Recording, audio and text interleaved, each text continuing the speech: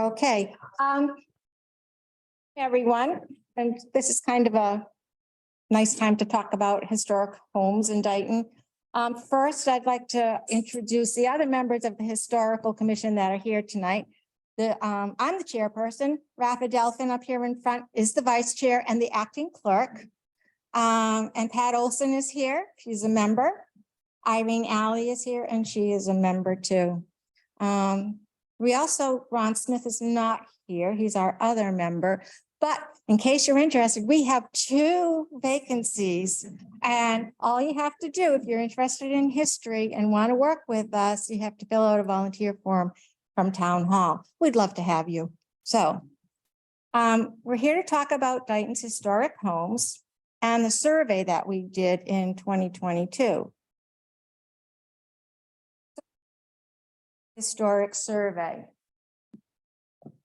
This project reviewed the existing inventory that is on the Massachusetts Cultural Resource Information System, also known as MACRIS. And this is a database of all of the properties that have been identified as historical in Massachusetts. Some of the properties in Dighton that are listed on there were done in the early 70s and 80s by members of that historical commission. This was a huge volunteer project that they did. They actually filled out the forms. They went around and took the pictures of the buildings. They did the research, and some of the forms are a little scanty because at that time, the Massachusetts Historical Commission was not requiring a whole lot of information. Granted, now their details have changed. They ask for much more reference, and they also ask for references and documentation of sources. So who did the survey? Well, through funding from our Community Preservation Committee and a grant from the Massachusetts Historical Commission with some funding from the National Park Service, the Dighton Historical Commission in the town of Dighton was able to hire a preservation consultant, and her name was Stacy Spies. And this project could not have been completed without the support of the Board of Selectmen and the voters at town meeting, plus CPC, because they were the money source. So we thank all of them who have supported our projects to preserve Dighton's history. So where were these surveys done? What houses were done? So we began by identifying the oldest houses in Dighton that we could. We looked at tax bases, we looked at the past inventory that was on the MACRIS website, kind of blended them together, made up a huge list of properties, whittled it down until we got finally 93 properties that have been, have either an updated survey or a new survey. They were mainly along Elm Street, Center Street, Pleasant Street, and Main Street at this point in time, because that's where a lot of the historic homes are, because that's near the river where the industry was. So why would we want to do this? Well, slowly, as you all know, our historical landscape here in Dighton is changing, and it's important to document our history. In preservation, the first step is to identify what your historical resources are, and that's what this survey is doing. It's helping us to identify and to document these homes, buildings. Next comes to evaluate for significance, and this is done at the local and the state and even the national levels, and that's where your National Register of Historic Places comes in. And we also want to make sure that Dighton's story remains, that the history of this town doesn't get lost. In talking about some of these historic homes in Dighton, we have to remember that these are private homes and they're not open to the public. And they are fortunate, we're fortunate to share that history. So remember, if you're out looking at historical homes, just view from the street. Don't kind of like say, hey, hi, I'm here. So the information I'm sharing tonight is also just a highlight of each building. I know that each of these buildings could have an hour on their own to tell their story in Dighton's history. So it's just a little snapshot, just a little highlight. And on This picture here is 171 Center Street, and this is the Dighton Macy Lane house. It was built around 1914. It's an excellent example of craftsman and colonial revival styles here in Dighton. Dwight Lane served as Dighton's treasurer and clerk for 55 years. He was quite a player in the business world in Dighton here. And his wife Macy also served as the postmistress, and the post office was in this house, in one of the rooms in this house. Dwight and Macy were the parents of Helen Holmes Lane, our first town historian and the author of the history of Dighton. And Helen Lane also made this her home. I think Helen Lane is just like so fantastic. You know, she's just like an idol to have. So what is an inventory B form? Well, this is the form that the Mass Historical Commission uses for identifying and documenting historic buildings. It gives you general information such as the location, maps, uses, date of construction, condition, architect. It also has the architectural description of the building, and some of those are quite detailed as far as the kinds of house style it is, the bays, the windows, the doors. I learned more terms than I ever thought I would about building design. It gives a historical narrative that is, you know, tells you some of the history, but granted, there is always more to tell. The most important part, I think, is that it gives you your references and your bibliography. It gives you pictures as it exists today and historic pictures if they are available. And you have to be able to see in these descriptions and in the pictures the characteristics that are representative of buildings that are 50 to 100 years old or more. Now, people in the 1700s and the 1800s also remodeled their homes like we do. They added porches, they added L's, they added rooms on. So a lot of the homes that you see actually may have started much smaller and have gradually grown. I know, like my mom's house that I grew up in, the back part of it was earlier than the front part of her house. And you could tell that through some of the construction of the house. And this is often very true of all of these older homes. And it gives you information that helps to identify the historical significance of the building. Now, there are other forms that exist for monuments that you may have in town, cemeteries, areas, so that, and we have 3 areas that were identified in this past, 4 areas. We have the Elm Street area, the lower 4 corners, the Dighton Village, South Dighton Village, which is along Pleasant Street and Main Street, the Brick area, which is off of Center Street and Middle Street, and 100 Acres was another area formed that was identified. This is what, it's kind of hard to see, but this is what the form looks like. You can see it has the picture of Old Town Hall. It's Old Town Hall, constructed in 1869. And this information came from meeting records. Andrew Waldron and Asa Dean and Son were the architect/builders. And Andrew Waldron was an architect and builder on a lot of the homes here in Dighton. So when you see his name come up, you know that he was quite the businessman. And I also hear tell that he had business connections with Dwight Lane. It gives a little locus map as to where it is. You can see there's an architectural description, the historical narrative. Now, in the narrative for this building, it was built, construction began in 1869 in April. It had a budget of $3,500 to build. And it was actually a little bit further that way. It was moved when the high school was built and the middle school that was there, which burned. It was moved when that building was built. So it came over this way a little bit. But anyway, in September of 1869, they had a great September gale and it knocked down the framing and blew much of it away. And they had to start again. I never knew that about this hall.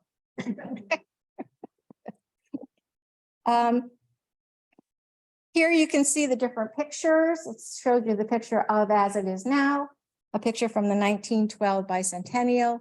And then when it was in 1970s, it was also known as the Dighton Rock Range. So it tells you how this building has served Dighton throughout the years. Now, where do you find this information? Well, the forms are available by contacting the Historical Commission, and I brought a notebook full of all the forms from the survey that we just completed. It's over on that table. They're going to be at Town Hall in the assessor's office. They'll have the information available there. It's going to be available at the Dighton Public Library, giving Jocelyn a flash drive with all of the PDFs on it. So it's there. The forms will also be available at the Dighton Historical Society. And they're available on the Macris website. So I thought I'd show you the Macris website. Oops, go back. Now it's going forward. Wait a minute. I hate. Click too fast and away you go.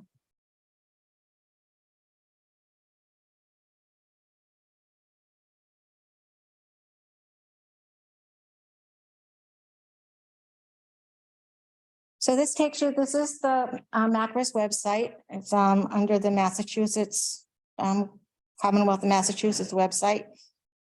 You can go and do Dighton.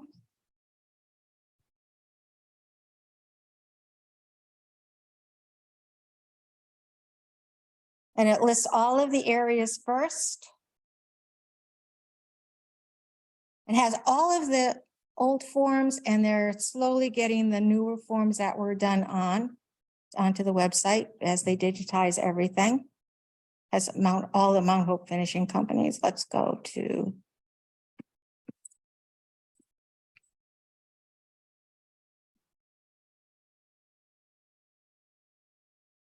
onto the DIG and the identification number. When you click on that, it actually downloads to your computer. So you have it right on your computer. You can't read it on the their website. So that's that. And if you just Google Macris, M-A-C-R-I-S, it'll come up.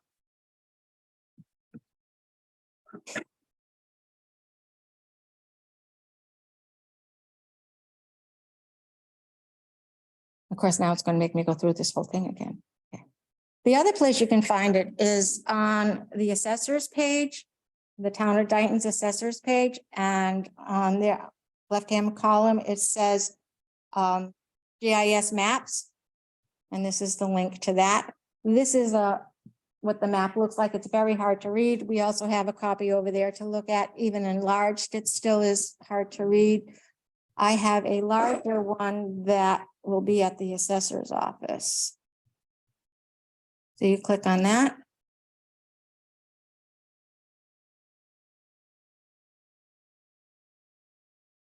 And that's the map of Dighton. You go over to layers. It has different layers. The historic map.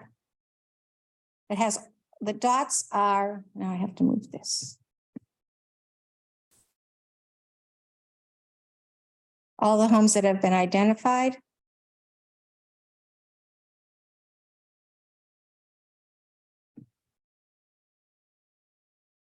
You can click on one of them, and the information about that property shows up. Tells you the address, tells you the owner, all of the information that you need to know about that property. So that's kind of cool too. So there's a number of ways you can access the information. Of course.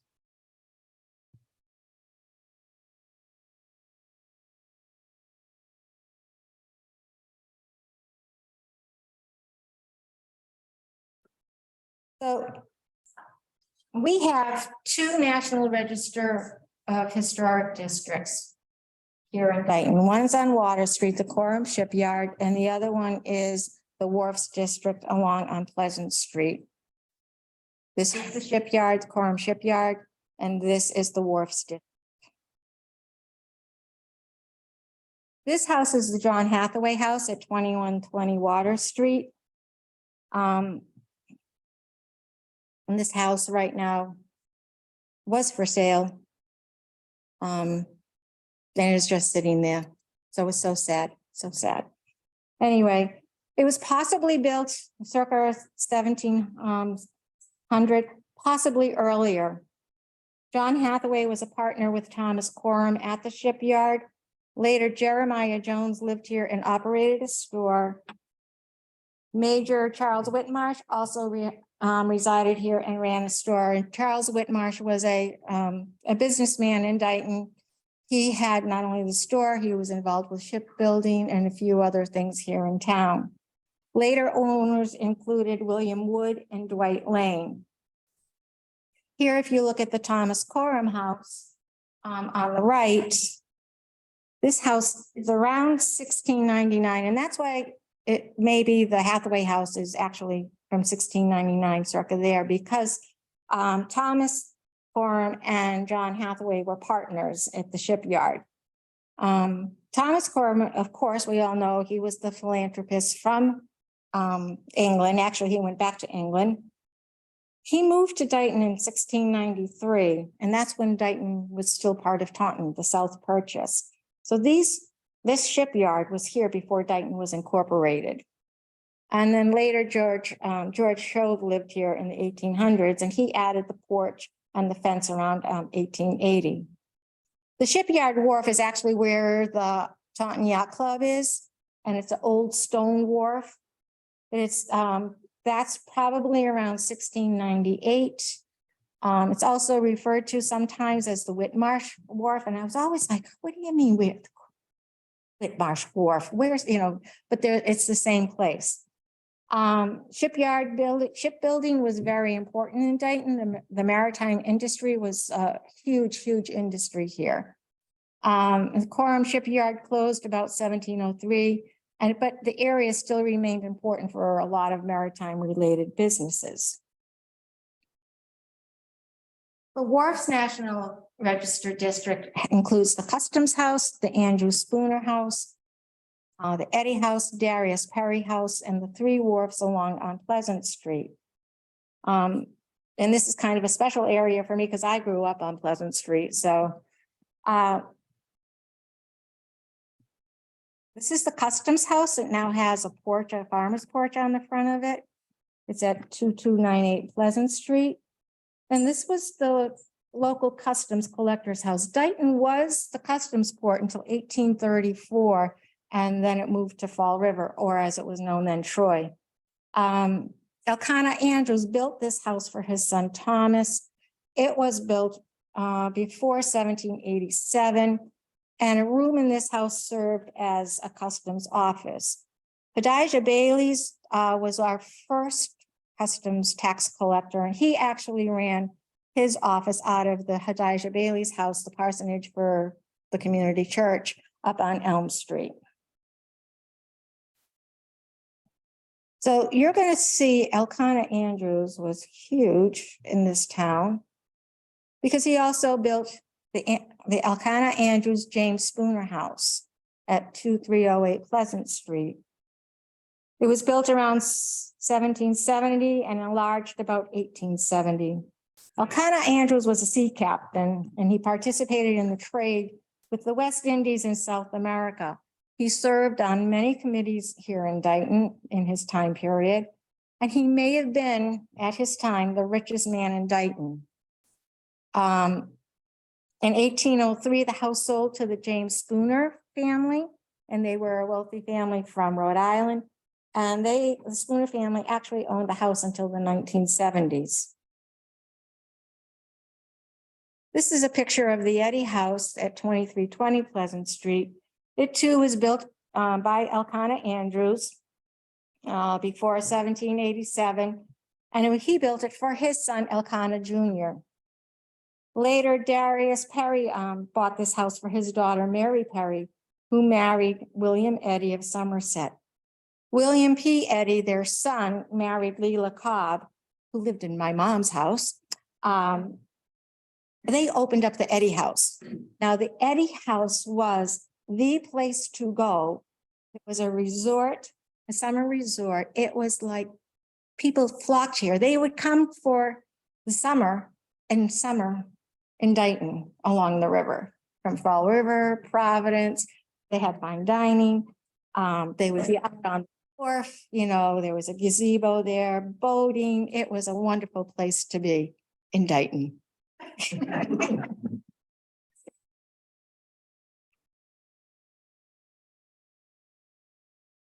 This is the Darius Perry House, 2328 Pleasant Street. I saw two dates on this. One says 1790, around 1790. One says around 1750. It's probably could be either one of those, depending on how they added on. Again, Darius Perry was a sea captain and a merchant. He also served as a representative to the General Court in 1825. He served as a selectman in town in 1819, and he was a colonel in the Dighton militia. This is a picture of the three wharfs. The one closest to us, where the sign is, that's called the Andrews Wharf. The one in the middle is the Schooner Wharf. And the last one is the Perry Wharf. And that wharf right now has a fortress look to it. You know, someone builds all that ugly stuff on it. It's in a National Historic District. The owner can do that, which is kind of sad, but that's what, there's no limits. No stopping the owners when you're in the National Historic Districts. So those are our two historic districts. So there is a difference between a historic district and a local historic district. If you're in the National Register District, it recognizes the importance of the history to the community, the state, or the nation. It allows owners of income-producing properties some tax incentives, but it provides limited protection from adverse effects by federal or state projects.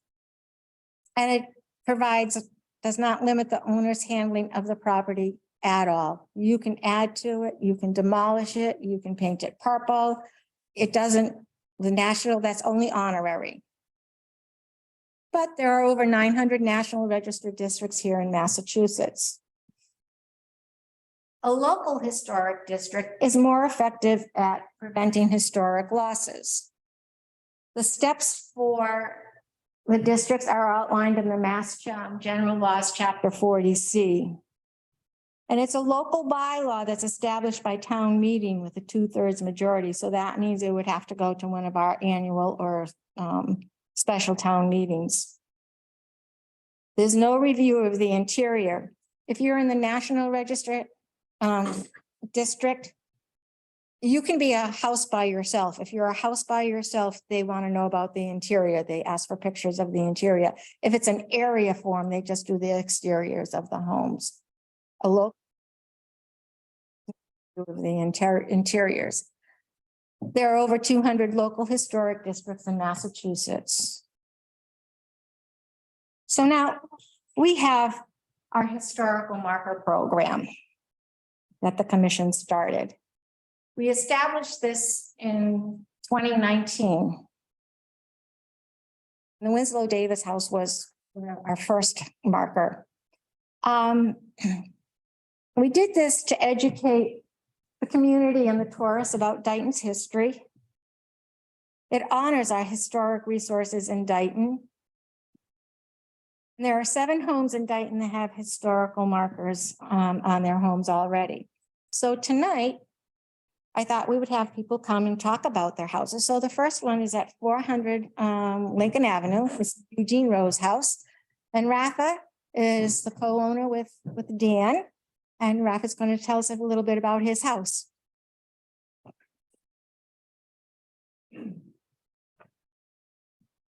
Hello, everybody. First of all, I would like to thank the Dighton Public Library for hosting this event and coordinating with the Historical Commission. And I think we need more events like this, especially if we want to educate the public, the residents, especially of Dighton, about local history, because a lot of them, especially people who have moved from other towns to Dighton, know very little or know nothing at all, or are not interested whatsoever.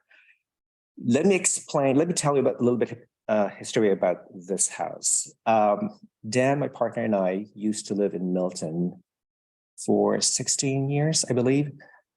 And when I saw this, well, we decided, Milton was getting too crowded for us. We had a house in the corner of a very two busy streets where Starbucks were across the street and a parking lot next door. And I was sick and tired of people trampling on my lawn and littering. I told them, listen, we need to move to the country. We need some fresh air. We need some new vibe. We need new friends, etc. So one day I was looking at I believe it was Zillow.com for available houses in this area or anywhere outside Milton. And we considered several towns like Rehoboth, Easton. We saw this beautiful house in Easton. And I wanted to move there immediately, but I said, I don't know about this. It was just too dark, and very smelly. And then I went to Dighton. Oh my God. And I saw this beautiful, at that time, I thought it was a Victorian house. Honey, this is the house that I want to move in, live in, and die inside this house. Okay. And we immediately called the real estate broker. His name is Matt. And he was nice enough to give us a tour of the house. At that time, the house had already been refurbished inside and out by the guy who sold this to us. Eric, is it Eric? Real estate, yeah. Eric Lewis. So Eric met with us and he gave us a tour of the house in the area. And I said, listen, I want this house. So we were able to negotiate, for a good price and whatnot. And then that was December 16th was when we closed the deal, I believe, and December 22nd when we physically moved in. So it was 3 days before Christmas. So imagine the house was empty, no furniture, except for the two of us and our dog at that time, Dusty, was a Shih Tzu. And then it started to rain, and then it started to get cold and everything. But you know what? I didn't care. I was already in this ideal, perfect house. Okay. So as soon as we got settled, I started to do more research about the house, and I discovered, wow, this house was, at that time, I thought this house was built in 1850, but it was actually built in 1880 by a man named Eugene Rose, who happened to be an architect, right? I think he was an architect. Pattern metal worker. He was a metal worker, yeah. But he actually designed this house, I believe. Or was it Waldro? It was Waldro, yeah. It was Waldro. So, and then the more I did research about this house, I posted on Facebook pages, does anybody know about the history of this house? And people started sending me all this information. And some person who used to live there, Ralph Simmons, had a son, I believe, who is a doctor and who lives somewhere in Pacific Northwest. He found out about my inquiry and started sending me pictures of the old house from way back, and even an illustration of the house, with a spire on top of the tower. Right now, I don't know what happened to the spire, but I want one. Okay, so if anybody out there know of a resource where I can get a beautiful 19th century spire to put on the tower, I'll be happy. Okay, so so we moved in, and then I think it was like 4 months later, the spring of 2017, Dighton had a little fair, flea market of some sort here. And that's when I started socializing, introducing myself. And then that's when I met Myrna Santos. I didn't know who she was at that time, but she introduced herself, I'm the town historian, blah, blah, blah. And so one thing led to another. She introduced me to other people who are also involved in history. And I said, you know what? This is exactly what I needed. Okay, this town is so, so lovely. Everybody's so charming. Everybody's wonderful. And that really convinced me, to stay. So we did some renovations and whatnot. But I realized just touring around the town, I didn't see a lot of historical markers, because I know in neighboring towns like, Sandwich, Concord, all the little towns that are historically rich, they have all these little markers. How come Dighton doesn't have one?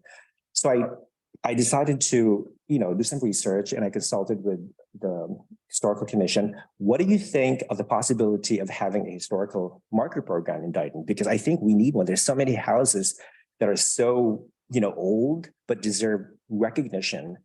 And that's how we started the program back in 2019. So far, we have 7 Dighton houses that have historical markers. 2 residents have applied. And I think it's very strong, they're gonna get it anyway, So, and that was it. It just like snowballed. People found out about the program. I want one of those, stuff and everything. Just think of it. If you have a historical house that is about, that you want to be proud of, wouldn't it be nice to have a little historical marker that says, I live in this beautiful house. It's historic, who knows about the history of your house? Somebody famous died there, some murder, domestic violence, who knows, okay? A crazy artist, and that's all part of history. So whatever it is, just put it on your application form and we're more than happy to consider it. So yeah, so this is history. That's Eugene Rose house. I also found they call it the Dighton Abbey. Where do you live? I live in Dighton Abbey. Where's that? Oh. That's why I'm looking for that little spire thing to put on the tower. It looks like a real abbey. So yeah, so that's it. So if you have any questions, please feel free to ask, and I'm more than happy to answer questions. Thank you, Rebecca.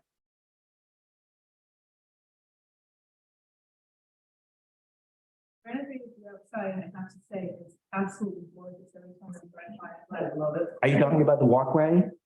Because the walkway did not exist back then. Yes. Yeah. But parts of the outside, did you intentionally keep it historic and the colors that? It was Eric Lewis, the guy who sold us the house. He did all the renovations outside and also mostly inside.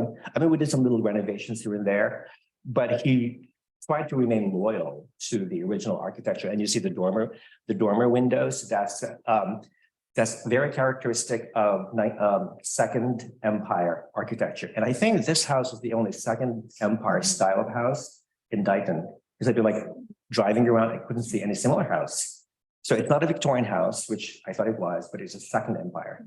And the colors that you chose are they historically significant or not necessarily? I don't think so. No. At that time, other than like brightly painted Victorians, for this style, dark gray, black, white, and dark green. Very. Yeah. But he pretty much remained loyal to the architecture, general type of architecture. Great. Who's next? All right, thank you, Rob. This is Chris Pacheco. She's going to talk about the Winslow Davis House, which is the Historical Society house, and Chris is the president of our Dighton Historical Society. Come on up, Chris.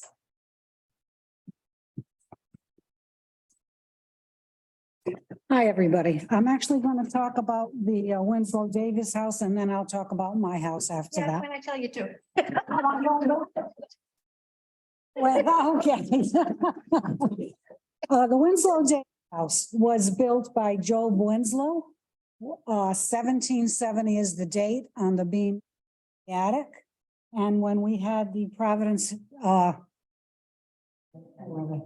Preservation Society come in, when the society bought the house in 1968, we had them come in to look at it. And some of the ceilings were taken apart at the time, and they think the lathes put there before the revolution. So that 1770 date holds true for the house. It's considered a 3/4 colonial. The reason for that are there are 2 sets of windows on one side of the house, of the door, and then 1 set of windows on the other side. I don't have much more information than that, but that's considered a 3/4 colonial. Just as a side note, the house had some updates in 2017, and we had a gentleman called Jeff Gagne from Boston Preservation come down. And the color on the house is an authentic color. There were no white farmhouses in the 1770s. So that color is an authentic color for what the house would have been. Let me get my neck. Notes. Wait on your house. Huh? Wait on your house. No, I'm not Okay. in my house. I'm still doing Winslow Davis. Okay, go girl, go. The house is called the Winslow Davis House for 2 reasons. Obviously, Job Winslow built it. And Sam Davis was a selectman in town. He owned the house in the 1850s, 1860s, and he served multiple terms as selectman in town. This house's provenance is actually Job Winslow and his son. Both fought in the Revolutionary War. Both fought with the Rehoboth Minutemen under Timothy Walker because Dighton and Rehoboth mustered together. One of them, father, fought on land. We believe he may have been at Valley Forge. We're thinking it's the father because the second job is tough. The son was on the brigantine Freedom. It was captained by a man from Dighton called John Clouson. They actually became privateers and they pirated the British ships to get the goods and things we needed to keep ourselves going in the war. So this house, because of the history of the owner and the part they played in the Revolution, has a provenance that's well beyond the fact that it was built in 1770.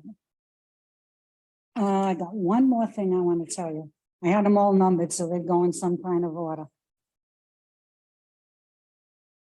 The house on the inside is the front part of the house has floor to ceiling columns. Those are the supports. They're in the corners. They are normally, my house is the same, they are planed and they are planed with a bead, just to add a little bit of niceness to the fact that things are pretty rough. Somewhere in the 80s, the last part of the house gets add on. That's our kitchen right now. That's the part that settled the most. It's pretty, when you look at the doorways, it looks like somebody was drunk for a long time when they were building this house, but it's just the fact that that's the way it was. You can't do much about that.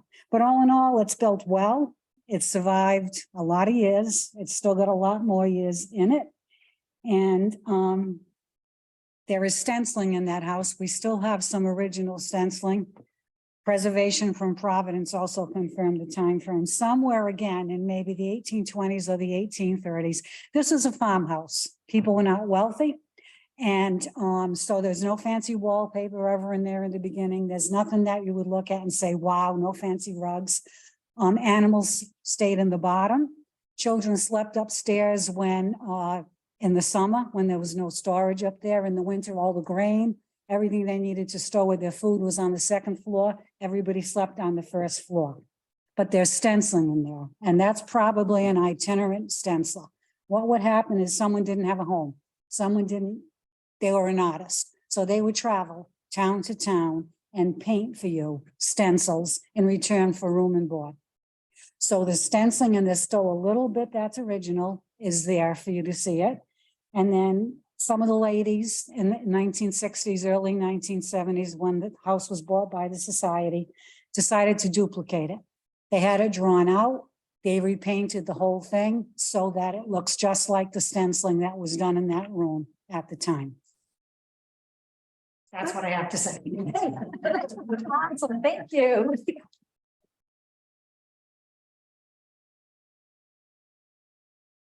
So next are two homes on Main Street that are owned by the Olson family, and Pat's going to come on up and talk about those.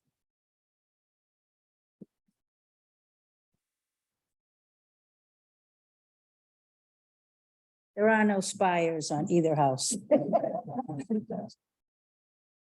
Okay. The first house I'd like to talk about is at 925 Main Street. It's a typical Victorian home. It has a white wraparound porch. If you're going up Main Street, slowly, because the road will beat your car up like. If you're going up Main Street, it's on the left-hand side before you hit the big hill toward William Street. So that's where it's located. That home, it's a typical Victorian. Inside, I have rosettes on the woodwork. I have all glass doorknobs inside. It's a 9-room house, 5 bedrooms. In addition to the bedrooms and the other rooms, it has 2 halls. I have a front staircase with a beautiful baluster with beautiful stairs. And then I have a back stairway that looks like horses could climb up it. It's the most basic, rundown, crappy. So evidently that was like a servant's entrance, but I have 2 working stairways to go upstairs. And we always use the crappy one. We don't use the real nice one. And there's 2 bathrooms and there's 2 halls. So when I bought the house in the 80s, I had 9 rooms plus 2 halls and 2 bathrooms that needed paint, wallpaper, flooring, you name it. So it's really a do-it-yourself kind of thing. This home was built in 1891. It was built by a brick mason named Hiram Bowen, so it's the Hiram Bowen House. He was very wealthy. He built a 9-room house. He had one daughter. Him and the wife had one daughter. He's buried in the Unitarian Community Church Cemetery, and it's a beautiful, huge stone. And it says Bowen Hathaway. That's the son-in-law's name. So the one daughter, Mabel, married a Hathaway from Taunton. And so if you're in that cemetery, it's huge. You can tell he's got money and he showed off. I mean, that house was not built where it is now. It was moved years ago in the 60s. A lot of homes in Dighton were moved around, and this was one of them. And I have the clippings from the Taunton Gazette of them taking pictures of the house being put onto a trailer and slowly moved up the street. I was a kid. I was living up the street and I was on my bicycle and we were going to drive down there to see this thing. And my mother said, you stay away from there. They have enough problems backing a house into the road. So we were not allowed to go down. And who in their crazy wildest imagination, I bought it 20-something years later, but it was built where the Carnegie Library is. You know, there's a parking lot to the left of the library. That's where my house was. I bought the house from a family named Benavides. And for any longtime Dighton people, Rita? Yes. Bill Benavides was selectman in town for many, many years, and the family ran a grocery store at the bottom of Main Street, right across from the infamous Red and White. ICI was expanding at the time, and they wanted to knock down this house, which was next to the library. So it was going to be raised, and they did raise the location of the store. So although I live in the Benavides house, if you ever hear anybody say, oh, they moved that up the street, not the store. The store was not moved. The store was knocked down. So just because I have some really great stuff that was in the Benavides store doesn't mean it's the original store, because it's not. So it was slowly moved up, backed into place, and it is what it is. And I love that house. And I'll be moving there when I'm dead also. The other house I want to talk about is at 1136 Main Street, and that's where I grew up. So go down Main Street again, go slow, go up the hill, and the house with the big red barn and the tulips in the back. Okay, so that's where I grew up. Didn't look like that when I was young, but we won't go there. So there is no significance inside of the house at 1136. It was built by a Portuguese family. That house was built in 1901. But there is no historical significance to that home. What's historically significant? It's the last farmhouse on Main Street. It's the last farm that's there. When I was a kid, there were dairies, there were chicken farms, there were vegetable farms on Main Street. You don't see them no more. That's the only one that's still running. So in 1901, a man named Joe Perry Suit bought the land from a gentleman from Plymouth.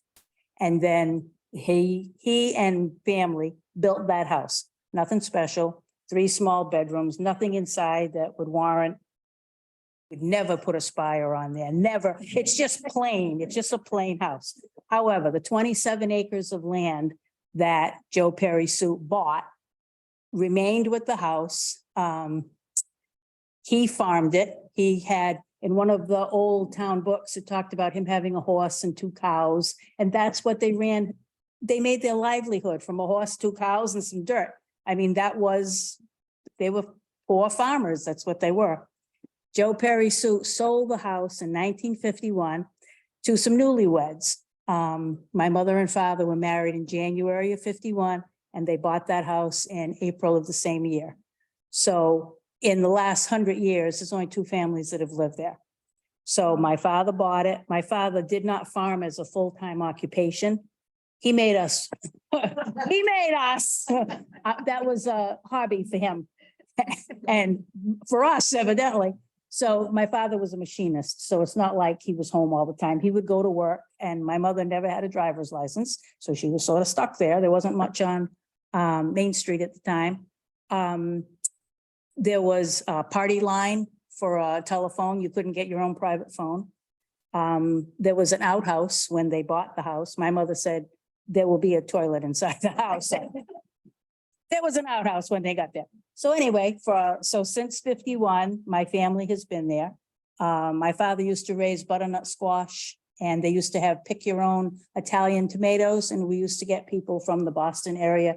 They would come and pick themselves like 30 bushel, 40 bushel of tomatoes. God bless you. God bless you. So my dad passed away in 89, and my mom and my brother continued farming. And my mom passed away in 2015. My brother passed away in 2016. So my son has been there since. And you'll notice the barn. Well, if you remember the barn, what it used to look like, what he's done to that place, he built stone walls that look like they've been there forever. And I think it looks beautiful. My mother would love to see the things he's done. My father would roll over because of the money he's spending to do those things. But those are the two homes that we have on Main Street. So thank you. Thank you.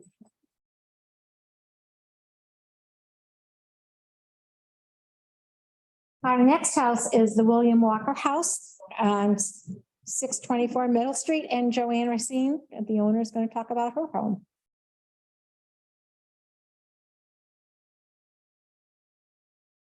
Okay. I don't have too much history. This is my house now. But it didn't look like that when we bought it in 1980. It actually had asbestos siding, and then there was like a front porch that was added on. But anyway, I'll go back to just a little bit of the history. I know it dates back to circa 1770. I was able to trace it back. Years ago when I bought it, I went to the Registry of Deeds, and I was doing pretty well until I got up to about the 1820s. And then I thought I was going off on the wrong track, because it started talking about, let's see, what was the Wellington. And I thought, oh God, I'm going in the wrong direction. So I just left it, and then I had my children, and I never went back until Pat asked me if I wanted a historic marker. So I went back to the registry about a year ago, and I was able to trace it back to about 1770. It was built by a William Walker. And then in the 1800s, it went to a George B. Townsend. There were a bunch of families, different families, the Gays and some other people. And then the Perrys lived in it for about 40 years, from the 30s to the 70s. So some of it hasn't really changed too much on the interior, because it was owned by poor farmers.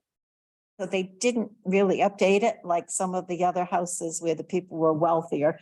It's really a farmhouse. I can give you a little bit of the history from 1980 when I bought it. Like I said, it had asbestos siding on it. It really looked awful. Let's see if I can bring it up here. Oh, it's on this side.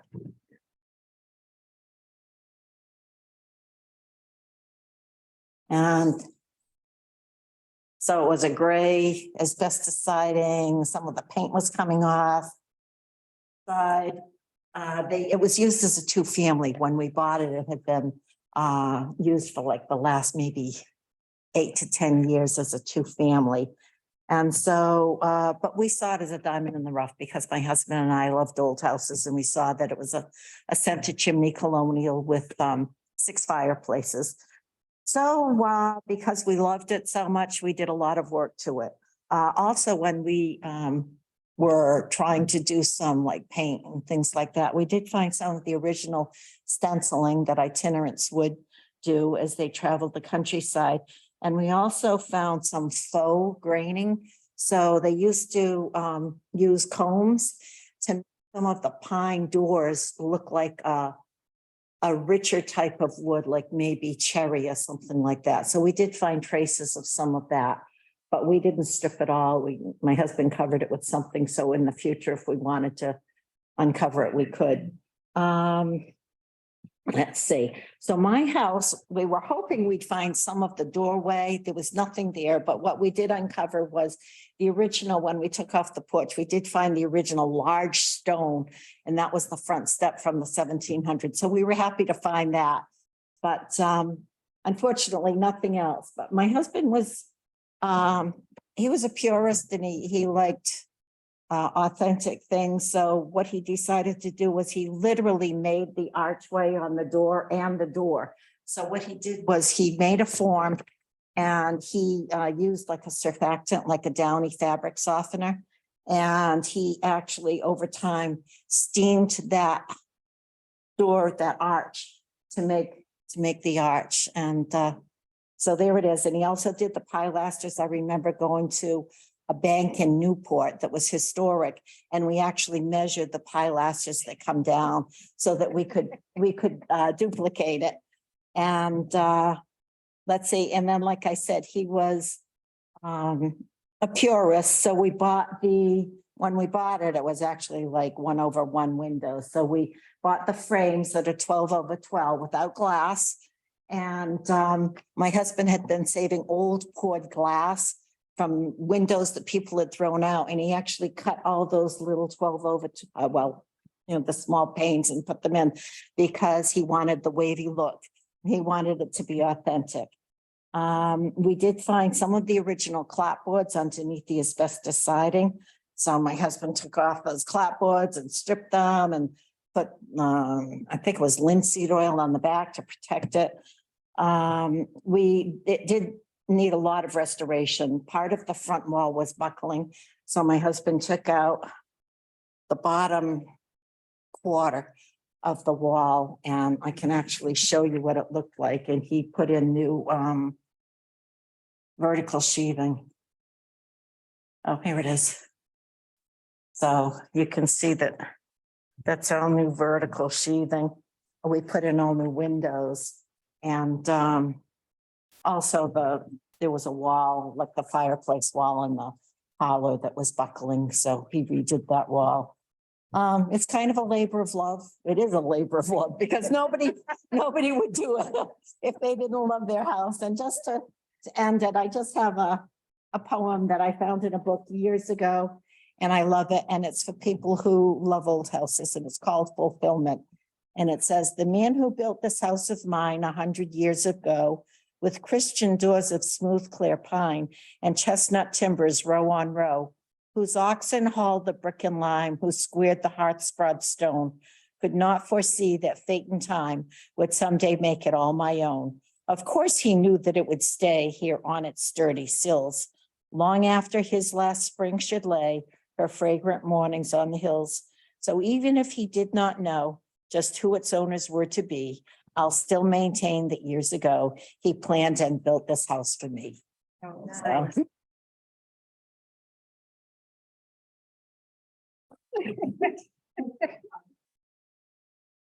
So Joanne was talking about she had trouble at the Registry of Deeds because all of a sudden she ended up in Wellington. For those of you who don't know, that part, there was a part of Dighton that kind of seceded and was called Wellington. I think it was about for 14 years or so. 1814 to 1826. Yeah. I just looked it up today. There you go. And then they came back home to Dighton, so yeah. So when you're doing research on your homes, you got to remember, like not everything would be named the same.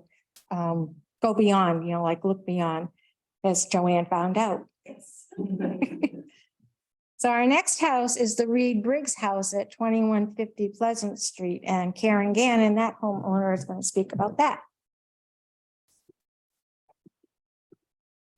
You can tell these people all love their homes.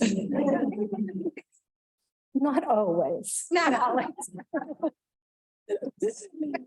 One of the things that's a little bit different is that when I went and looked back at some of the deeds, it wasn't 2150 Pleasant Street, it was 13 Pleasant Street, which gets a little confusing when you're trying to do research when the deeds don't have even a number, so that you really need to be careful to try and figure out, if you're looking at the correct owners.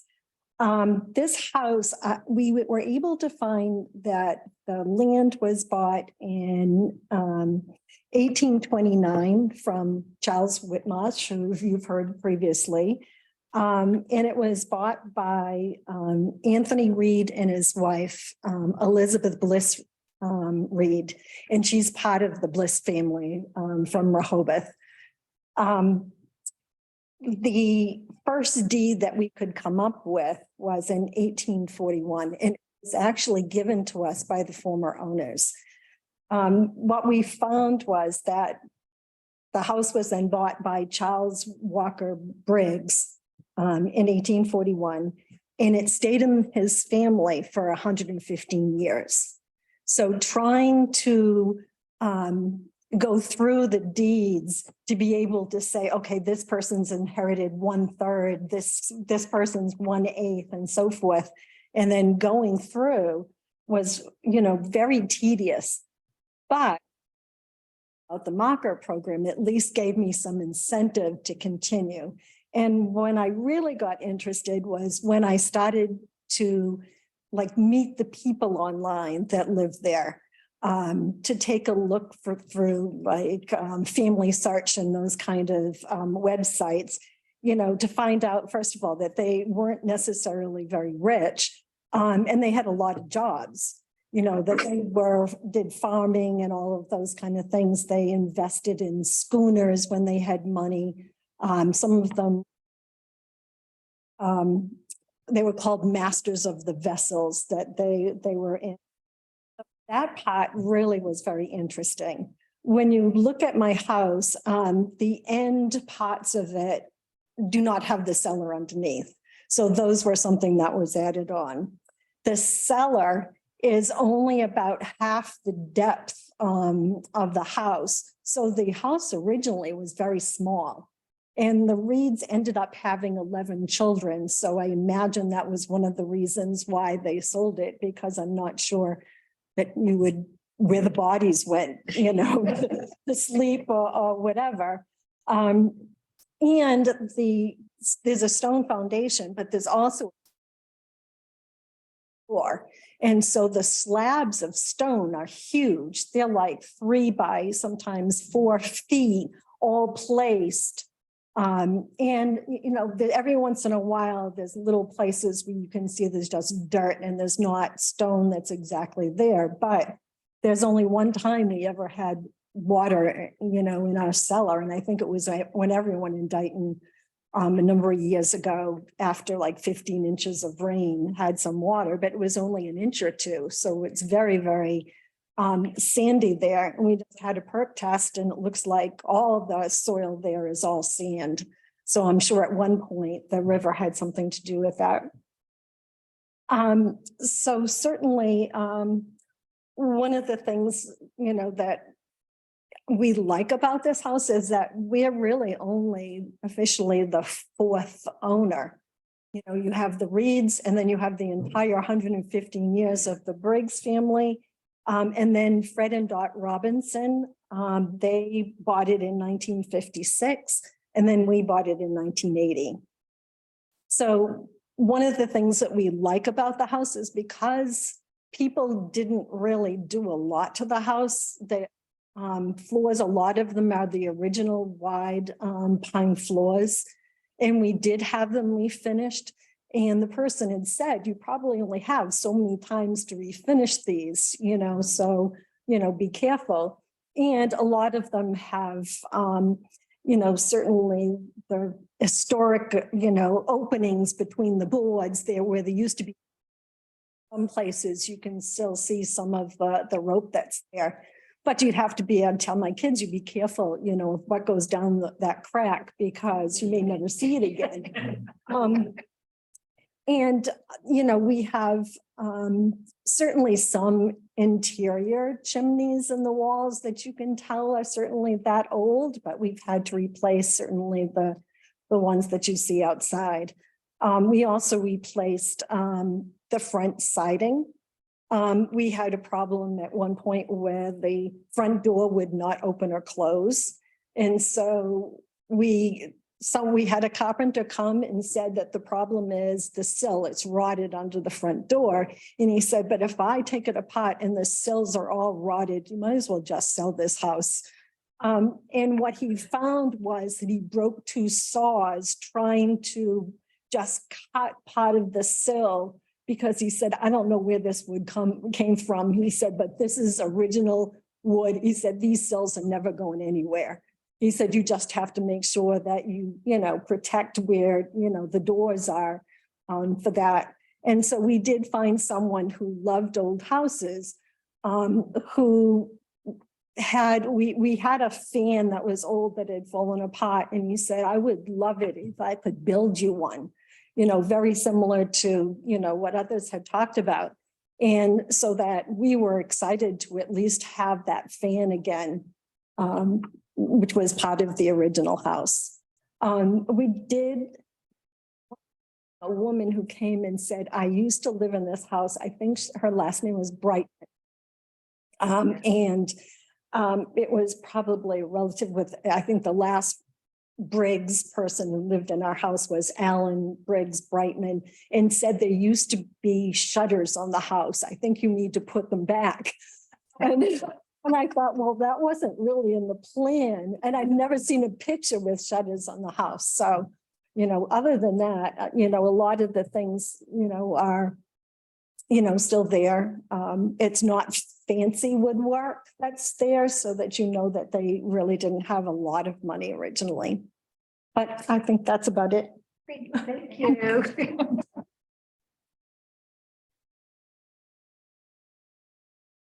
And now Chris is going to come back. Oh, no, we're going to talk about our last historical marker recipient. This is 221 Summer Street. Do you want to talk about this a little, Rapper, or do you want me just to give a? Okay.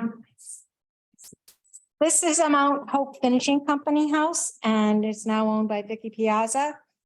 It is a charming craftsman. It was built circa 1910. It's one of the many houses, as we know, that are in North Dighton that were built by Joseph Milliken for the workers. It provided workers for management and workers in the neighborhood around the factory. Mount Hope Finishing Company sold this property to Charles and Frida Schwartz in 1949. So it was quite a while that the company owned the homes. And I know, Dan, you worked on some of the research on this house too. So thank you. We're also doing a survey where more of the homes in North Dighton will be identified, such as Vicky's has been. So next is a potential house marker candidate, right, Chris? So she's going to come up and talk about her house.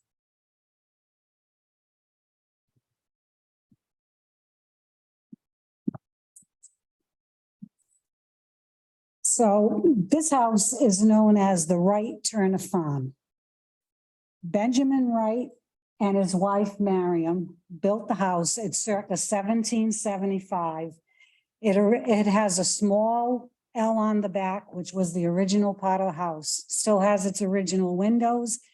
A lot of these homes started that way. There was a small room on the back, and then the 5/4 colonial is built and in place in 1775. In 1766, it's just land. Now, it's a 5/4 colonial. I told you about the first room on the back. It has those same corner columns in every room, beadwork on each column. That was their way of fancying it up a little bit. When we first bought it, we made some changes to it, and then satisfied with the changes. So my husband ended up taking the rooms that are older, taking out the old mop boards that were more Victorian, and replacing it with beadwork that he hand planed to make it match everything else. 2 additions are put on this house. On the left-hand side where you see the last one. You see the bump out. There's a little space before the bump out where an addition gets feet. And then that last out with 5 rooms on it. It's Victorian. We left it Victorian. Victorian mop boards. All the woodwork is Victorian. He actually stripped it all with dental tools and got it down to the original woodwork. What else do I want to say about this house? The basement we did put some jacks on it to bring the house up a little bit. It's coming up as far as it can. If you look at my bathroom door, it's flusher, and by the time you get to the other side, it's 1.5 inches higher. That's as good as it's ever going to get because it can't be jacked anymore. but the basement actually has locust trees as supports for the house with their bark still on them. And I defy anybody to put a nail in them. They're there, they're holding the house up. You can't hammer a nail in them. What else? Funny part about this house is we bought it, we shoveled all the ceilings out the week before we moved in, almost killed each other in the process. And then it was my job to take plaster and chicken wire off central chimney. And as I was stripping that off, I was thinking to myself, I wonder who the woman was that lived in this house, because now we're starting to do historical colors. And I'm trying to figure out what color I want to put in the room. Halfway through, I decide I'm going to put this colonial green color in there because I've never used it before. Well, we're living in it while we're doing all this. So that room is number 4 to be done. And when he starts stripping all the old paint off, guess what the original color in that room was? That same color I was going to put on. So that lady gave me a little tip. So this was built and always was a 2-family until I bought it. The first tenant in this house, and this is what gives this house to me great provenance, is the Reverend Ezra Stiles. He's a minister in Newport. I saw his church a few years ago. He's run out of Newport by the British because he's sympathizing with the colonists. He comes to Dighton. He lives in the Whitmarsh house down the road from me for a short period of time. He's a widow, 7 children, and he has a black man named Newport that he buys and frees, and he brings him with him. He lives in the upstairs of the house. He moves in November of 1776. He goes back and forth to Newport, preaching, always running out, and reads the Declaration of Independence in what is now the Dighton Community Church. And he develops a pen pal relationship with Benjamin Franklin. So they write to each other over the years about religion. Believe it or not, they're discussing whether there's an existence of God, and he's a reverend. They talk about Benjamin Franklin's experiments. They talk about the battles. He does a 3-book diary during his lifetime. He draws out the battle in Newport. He draws out the soldiers marching down Elm Street. He then moves to New Hampshire, and he's a minister there for a little bit. Then he becomes the 3rd president of Yale University. They have his original 3-book diary, but they printed it one time, at least. I found it in Newport, next to where he used to preach. There was a bookstore there, so I bought it. We have the 3 volumes of his diary. And there's another book about him called The Gentle Puritan. Mostly because he was against slavery. He didn't have a lot of money, but he was able to free one person. And really, on many levels, a man ahead of his time. So the house, we love the house. It'll never be done. Old houses are never done. Sometimes I look at it and think, I'm never going to make it, and I'm not. But as for somebody else, but the history in this house from the original owner and to this man is unbelievable. Now, the Turner part of this house is Charles Turner. He is a gentleman in town who's very active in town politics. He does a lot of things in the town, but he had the dubious honor of being town's alcohol. So, and I forget which corner of my basement, but in that corner was stored the alcohol that belonged to the town of Dighton while he was a man in town that did a lot of work for the town. So it's got a lot of history. It's a lot of fun. You can pull your hair out sometimes, but I wouldn't have it any other way.